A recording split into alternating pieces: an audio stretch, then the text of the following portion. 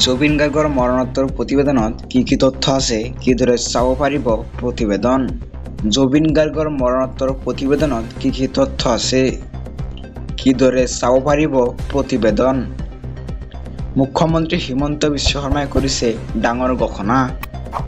প্ৰতিবেদনখন ৰাজহুৱা কৰা নহয়, এয়া এটা আইনী প্ৰক্ৰিয়া। প্ৰতিবেদন প্ৰথমে আৰক্ষীয়ে পাব, তাৰ পিছত আদালতত জমা দিয়া হ'ব। কোনোবাই চাব বিচাৰিলে আদালতৰ পৰা চাব পাৰিব। মুখ্যমন্ত্ৰী হিমন্ত বিশ্ব শৰ্মাই কয়, যদি চাব বিচাৰে তেন্তে মই চোৱাৰ ব্যৱস্থা কৰি দিম। আৰক্ষীৰ তদন্ত প্ৰক্ৰিয়াত মই বেছি সোমোৱা নাই। জুবিন গাৰ্গৰ মৰণোত্তৰ প্ৰতিবেদনত কি তথ্য আছে। মুখ্যমন্ত্ৰী হিচাপে মই অসমৰ ৰাজ্যৰ ওচৰত শিৰণত কৰিম, খেমকানুৰ ওচৰত নহয়। আজিৰ পৰৱৰ্তী খবৰ। স্কুলৰ পাঠ্যক্ৰমত সন্নিৱিষ্ট হ'ব জুবিন গাৰ্গৰ জীৱনী।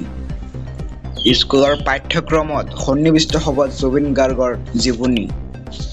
জুবিন গাৰ্গৰ বিষয়ে পঢ়ুওৱা হ'ব ছাত্ৰ-ছাত্ৰীসকলক। এছামিছত সন্নিৱিষ্ট কৰা হ'ব জুবিন গাৰ্গৰ জীৱনী পাঠ্যক্ৰম। 14টা ভাষাত সন্নিৱিষ্ট হ'ব এই পাঠ্যক্ৰম। এই কথা জনাইছে অসম ৰাজ্যিক বিদ্যালয় শিক্ষা পৰিষদৰ অধ্যক্ষ RC জৈনে। আজিৰ পৰৱৰ্তী খবৰ। ছিংগাপুৰত জুবিন গাৰ্গৰ সৈতে থকা সকলোৰে বিৰুদ্ধে গৰিমা শইকীয়া গাৰ্গৰ এজাহাৰ দাখিল। জুবিন গাৰ্গৰ মৃত্যুৰ তদন্তৰ দাবী জুবিনৰ পত্নীৰ। জুবিনৰ মৃত্যুৰ 9 দিনৰ পিছত ন্যায় বিচাৰিছে আৰক্ষীৰ ওচৰ কাপ-চাপিল গৰিমা শইকীয়া গাৰ্গ। পৰৱৰ্তী খবৰ। 6 অক্টোবৰত হাজিৰ হ'বই লাগিব খেমকানু আৰু সিদ্ধাৰ্থক। এই মন্তব্য কৰে মুখ্যমন্ত্ৰী হিমন্ত বিশ্ব শৰ্মাই।